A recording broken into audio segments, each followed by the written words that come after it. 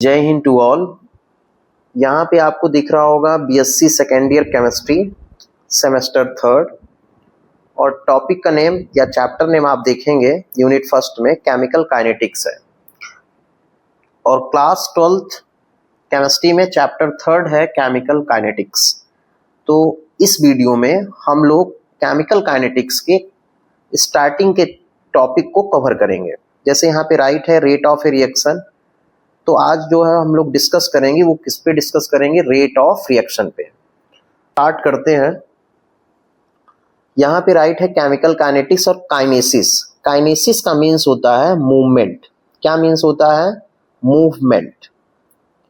तो मतलब ये है कि केमिकल रिएक्शन जो हो रही है उसमें क्या मूवमेंट है, क्या उसकी मैकेनिज्म है, क्या रेट है, कितना टाइम लग रहा है, उसको जिस ब्रांच में हम स्टडी करें उसे हम लोग बोलते हैं केमिकल काइनेटिक्स। तो मतलब आप ये बता सकते हैं द ब्रांच ऑफ केमिस्ट्री, मतलब इसकी डिफिनीशन ये बता सकते हैं the branch of chemistry which deals with the study of reaction rates.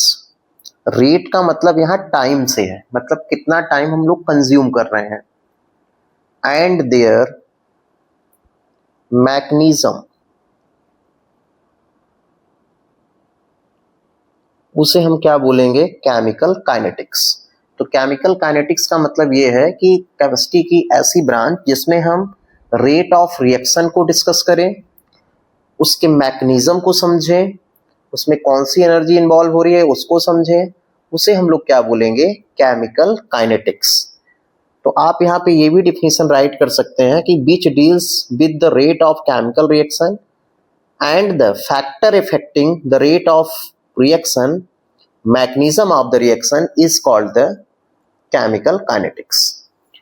तो आप ये समझ गए होंगे what is the means of chemical kinetics. तो केमिकल काइनेटिक का क्या मीन्स है कि ऐसी कोई ब्रांच केमिस्ट्री की जिसमें हम लोग रिएक्शन के बारे में डिटेल में स्टडी करें, उसमें क्या फैक्टर हो सकते हैं रिएक्शन करने के लिए, जो है उसमें कितना टाइम कंज्यूम हो रहा है, उसके बारे में स्टडी करें, वो है केमिकल काइनेटिक्स।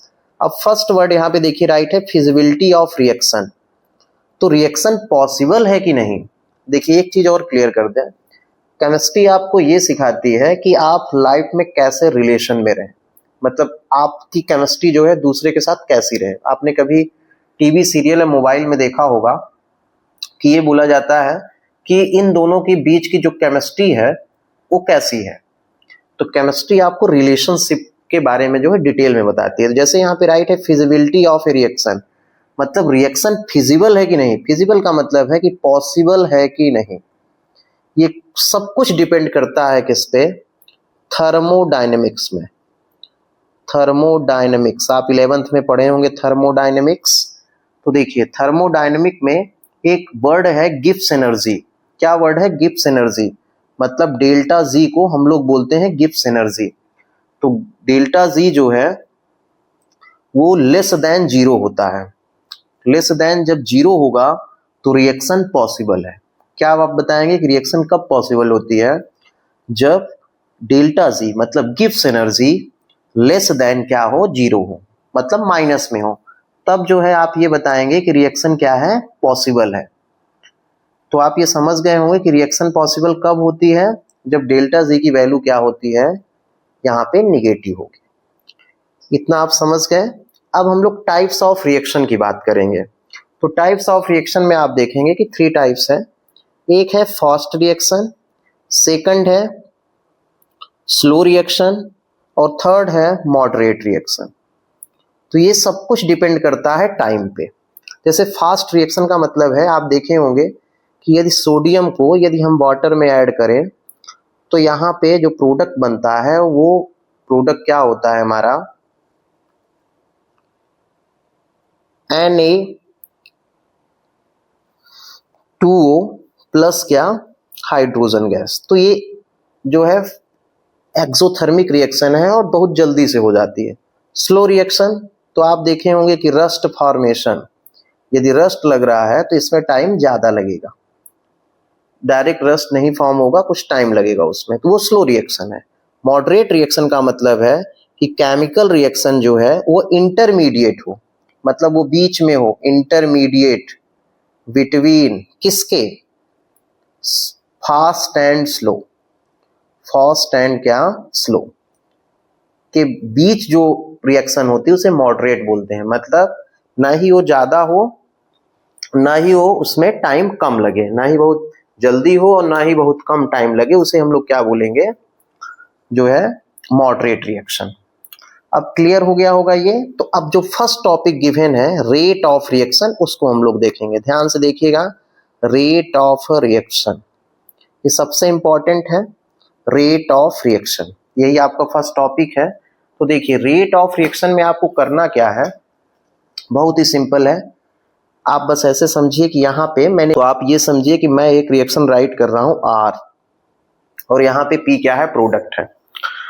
तो R क्या है हमारा, इस साइड जब हम जो राइट करते हैं वो होता है रिएक्टेंट, और ये P जो है ये क्या है, प्रोडक्ट है। R क्या है, रिएक्टेंट है, P क्या है, प्रोडक्ट है। अब ध्यान से देखिएगा, जब हम रिएक्शन स्टार्ट करते हैं, आप लैब गए होंगे, आप लैब में गए होंगे तो प्रैक्टिकल किए होंगे, यदि नहीं किए हैं, यदि आपने मुझसे कभी पढ़ा है तो आप देखे होंगे कि मैं लैब में जो है एक्सपेरिमेंट बहुत करता हूं। तो जब भी हम टेस्ट ट्यूब में कोई भी रिएक्टेंट, टेस्ट ट्यूब में हम कोई भी रिएक्टेंट जब लेते हैं यहाँ पे, तो स्टार्टिंग में ये पूरा होता है, मतलब यहाँ पे जो कंसंट्रेशन है, यदि हम ये 2 मान लें तो स्टार्टिंग में 2 रहेगा, उस समय प्रोडक्ट नहीं बना है तो माने 0 है। आफ्टर सम टाइम आप देखेंगे कि रिएक्टेंट डिक्रीज होता जाएगा, प्रोडक्ट इंक्रीज होता जाएगा। तो मतलब ऐसा समझ लेते हैं कि रिएक्टेंट पूरा कंज्यूम हो गया तो ये 0 हो गया, कब, T equal to T time में। और T जब स्टार्ट नहीं हुई रिएक्शन, मतलब 0 टाइम पे रिएक्टेंट का कंसंट्रेशन, मतलब क्वांटिटी वो 2 थी, लेकिन आफ्टर T टाइम ये क्या हो गया, 0, या आफ्टर T टाइम यहाँ पे कितना हो जाएगा, 2 हो जाएगा। तो आपको समझना क्या है कि रिएक्टेंट जो है वो स्टार्टिंग में ज्यादा है, लेकिन आफ्टर सम टाइम वो क्या हो जा रहा है, कंज्यूम हो जा रहा है, फिर प्रोडक्ट आपका बढ़ रहा है। यही जो है रेट ऑफ रिएक्शन है। तो हम लोग इसको कैसे लिख सकते हैं, तो यहाँ पे हम लोग राइट करेंगे rate of reaction equal to, rate of reaction equal to decrease. क्या डिक्रीज हो रहा है, देखिए इसका कंसंट्रेशन कम हो रहा है, डिक्रीज या इंक्रीज, क्या इंक्रीज होगा, प्रोडक्ट का concentration, increase in the concentration of reactant, of reactant किसके टाइम से, किसके अकॉर्डिंग, तो यहां पे लिखेंगे टाइम टेकन, जो भी आप टाइम यहां पे यूज कर रहे हैं, टाइम टेकन। तो आप ये समझ गए होंगे रिएक्शन से कि यहाँ पे रिएक्टेंट जो है स्टार्टिंग में 2 कंसंट्रेशन था, जब टाइम 0 था, स्टार्ट नहीं हुआ था, लेकिन आफ्टर T टाइम यहाँ पे देखिए ये 2 से 0 हुआ और प्रोडक्ट यहाँ पे 0 से 2 हो गया, तो प्रोडक्ट बढ़ रहा है, मतलब इंक्रीज हो रहा है, और रिएक्टेंट क्या हो रहा है, डिक्रीज हो रहा है। तो अब इसे हम लोग ग्राफ से समझेंगे तो आपको ज्यादा बेटर समझ में आएगा। यहाँ पे देखिए मैं एक ग्राफ बना रहा हूं, ये लाइन जो है बाई एक्सिस है, और ये जो आपको दिख रहा है ये है एक्स एक्सिस। अब देखिए यहाँ पे हम लोग ग्राफ बनाते हैं, तो देखिए रिएक्टेंट स्टार्टिंग में कितना है, देखिए 2 है, मतलब ज्यादा है, तो इस साइड हम लोग राइट कर दे रहे हैं कंसंट्रेशन। यहाँ पे आप राइट करेंगे कि ये इस साइड बाई एक्सिस पे कंसंट्रेशन है, और यहाँ पे हम लोग T टाइम ले रहे हैं, ठीक है। तो स्टार्टिंग में रिएक्टेंट हमारा कितना कंसंट्रेशन, 2 था, मतलब ज्यादा है, ऐसे कहने का मतलब। तो रिएक्टेंट ये हमारा हुआ, आफ्टर T टाइम देखिए ये कितना हो जा रहा है, 0 हो जा रहा है। तो रिएक्टेंट स्टार्टिंग में ज्यादा है, प्रोडक्ट स्टार्टिंग में 0 है, तो मतलब प्रोडक्ट यहां से स्टार्ट होगा, लेकिन आफ्टर T टाइम प्रोडक्ट क्या हो गया, ज्यादा हो गया। तो रिएक्टेंट आपका ये है, रिएक्टेंट आपका क्या है, ये है। तो रिएक्टेंट जो है वो माइनस में आएगा और प्रोडक्ट जो है हमारा प्लस में आएगा। तो रेट ऑफ रिएक्शन हम लोग किसको बोलेंगे, rate of a chemical reaction is the change in concentration of any one of the reactant or product per unit time, उसे हम लोग क्या बोलते हैं, रेट ऑफ रिएक्शन। इतना आपसे बन जाएगा। रेट ऑफ रिएक्शन को हम लोग क्या बोले हैं कि डिक्रीज कंसंट्रेशन ऑफ रिएक्टेंट या इंक्रीज कंसंट्रेशन ऑफ, जो है यहाँ पे रिएक्टेंट और प्रोडक्ट राइट करेंगे, तो किसका कंसंट्रेशन जो है यहाँ पे डिक्रीज हो रहा है, डिक्रीज होता है रिएक्टेंट का, और प्रोडक्ट का इंक्रीज होता है। प्रोडक्ट का क्या होता है, इंक्रीज होता है। अब इसकी यूनिट की बात करते हैं। यूनिट देखिए इसका हम लोग क्या राइट करेंगे, यहाँ पे कंसंट्रेशन की हम लोग बात कर रहे हैं, तो यहाँ पे राइट कर सकते हैं चेंज इन अमाउंट माने quantity of chemical species upon time taken for the change to occur. तो देखिए अब यहां पे change in amount of chemical species, क्या चेंज हो रहा है, तो कंसंट्रेशन चेंज हो रहा है। क्या चेंज हो रहा है, कंसंट्रेशन। तो कंसंट्रेशन के लिए हम लोग क्या राइट करेंगे, ध्यान से देखिएगा, यूनिट में यूनिट इक्वल टू हो जाएगा कि यहाँ पे क्या चेंज हुआ, कंसंट्रेशन ना, तो कंसंट्रेशन अपान क्या राइट करेंगे, टाइम। तो कंसंट्रेशन, अब मान लीजिए मोलरिटी है, तो मोलरिटी के लिए हम लोग क्या यूनिट लिखते हैं, यहाँ टाइम हमने लिखा, जैसे मोलरिटी के लिए हम लोग यूनिट लिखते हैं मोल पर लीटर। क्या लिखते हैं, मोल पर लीटर। अपॉन टाइम, टाइम के लिए यूनिट हम लोग लिखते हैं क्या है, second.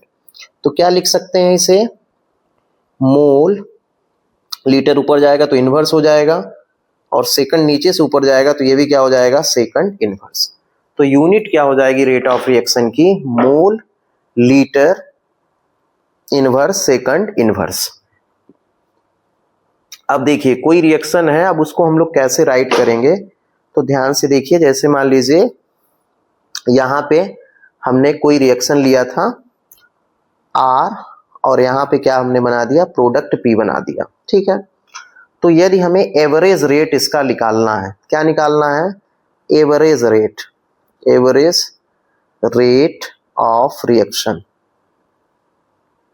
Average rate of reaction में हम लोग क्या लिखेंगे, ध्यान से देखिएगा, RAV, ठीक है, इक्वल टू, अभी बताया हमने कि कंसंट्रेशन रिएक्टेंट का कम होता है, तो चेंज के टर्म्स में लिखेंगे तो मतलब यहाँ पे क्या लगाएंगे, डेल्टा, और यहाँ पे क्या लिखेंगे, R, ये रिएक्टेंट है क्योंकि ये कम हो रहा है, डिक्रीज हो रहा है, तो इसलिए माइनस लगेगा, अपॉन डेल्टा T। अब डेल्टा R का क्या मतलब है, यहाँ पे आप राइट कर सकते हैं R2 माइनस क्या, R1, मतलब कंसंट्रेशन ऑफ R2 माइनस क्या, R1, अपान कितना, यहाँ पे माइनस लगा देंगे, T2 माइनस कितना, T1। क्या लिखेंगे, T2 माइनस क्या, T1। तो हम लोग इसको फाइनल क्या लिख सकते हैं, डेल्टा R माइनस क्या है, डेल्टा T। अब यहीं पे यदि मान लीजिए प्रोडक्ट के लिए लिखना है, यदि आपको प्रोडक्ट के लिए राइट करना है, तो प्रोडक्ट के लिए क्या लिखेंगे, एवरेज रेट। प्रोडक्ट के लिए हम लोग क्या लिखेंगे, प्लस में लिखते हैं, तो P2 माइनस क्या लिखेंगे, P1, अपान कितना, यहाँ पे T2 माइनस T1। तो इसको हम लोग राइट कर सकते हैं क्या है, डेल्टा P, ये जो स्क्वायर ब्रैकेट लगा है इसका मतलब कंसंट्रेशन है, स्क्वायर ब्रैकेट का क्या मतलब है, कंसंट्रेशन है, डेल्टा T, डेल्टा P अपान क्या लिख सकते हैं, डेल्टा T राइट कर सकते हैं। अब यहीं पे ये एवरेज की हम लोग बात कर रहे हैं। अब मान लीजिए कि यहाँ पे गिवन है इंस्टेंटेनियस रिएक्शन, इसका मतलब है कि बहुत फास्ट रिएक्शन हो रही है, rate of reaction.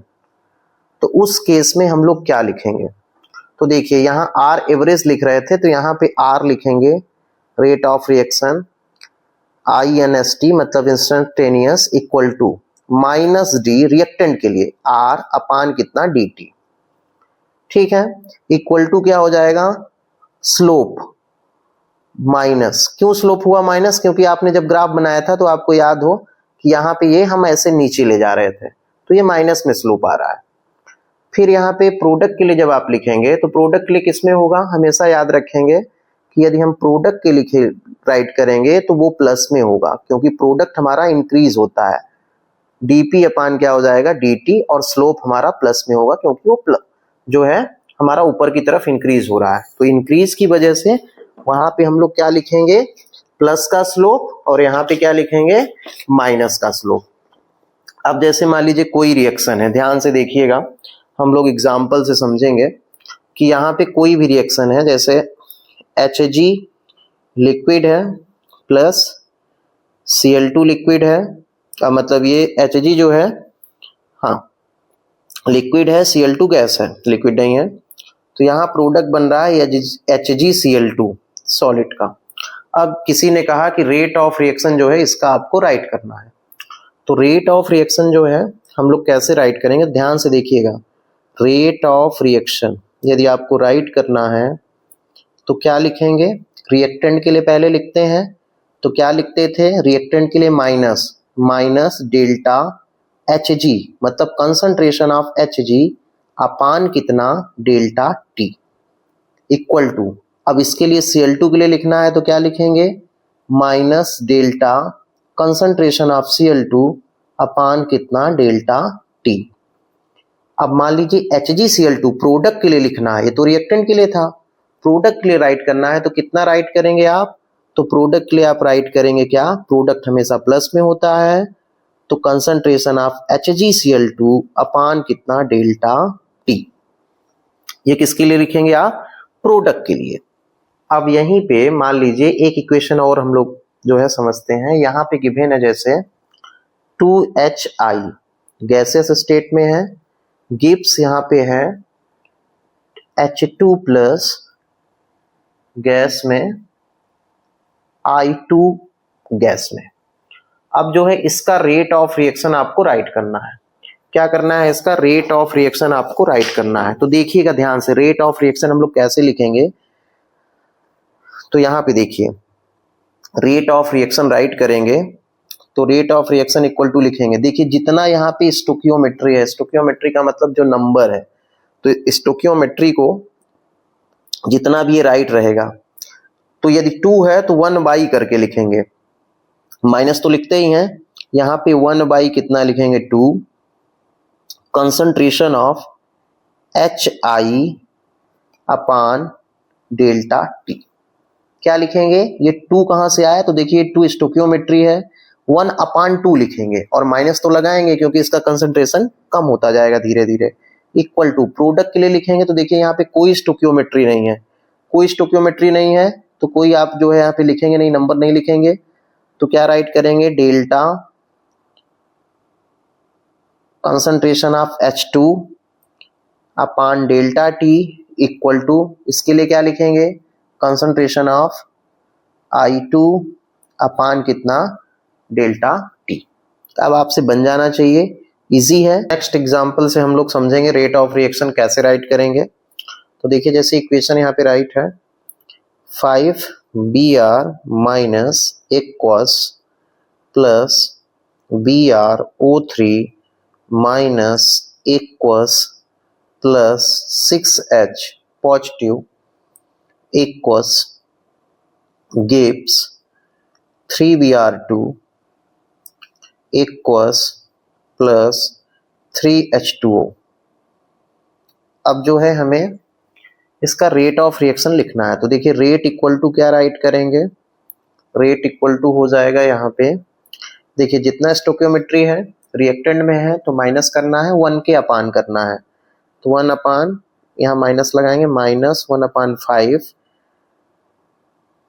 Change of concentration Br minus अपान कितना हो जाएगा, डेल्टा T, ये इक्वल किसके होगा, ये BrO3, तो BrO3 भी जो है माइनस में होगा क्योंकि रिएक्टेंट है, 1 अपान नहीं लिखेंगे क्योंकि स्टोकियोमेट्री यहाँ पे 1 है, कंसंट्रेशन यहाँ लिखेंगे, मतलब ये जो स्क्वायर ब्रैकेट है कंसंट्रेशन को डिनोट करता है, डेल्टा T इक्वल टू, अब देखिए 6 लिखा है तो मतलब 1/6 लिखेंगे, तो माइनस 1 अपान कितना, 6, और यहाँ कंसंट्रेशन किसका, H पॉजिटिव का, यहाँ पे चेंज का साइन लगाएंगे, माइनस अपान कितना, delta T equal to, product के लिए सब प्लस में होगा तो 3 लिखा है, तो 1 अपान कितना 3, change concentration of Br2 upon delta T equal to क्या लिखेंगे, 3 लिखा है तो कितना लिखेंगे 1 upon 3, change concentration of H2O upon कितना डेल्टा T। तो हम लोग रेट ऑफ रिएक्शन को जो है रिप्रेजेंट करना इस वीडियो में सीख रहे हैं। अब नेक्स्ट वीडियो में हम लोग ये देखेंगे कि कंसंट्रेशन यदि चेंज करते हैं तो क्या इफेक्ट होता है। Thank you.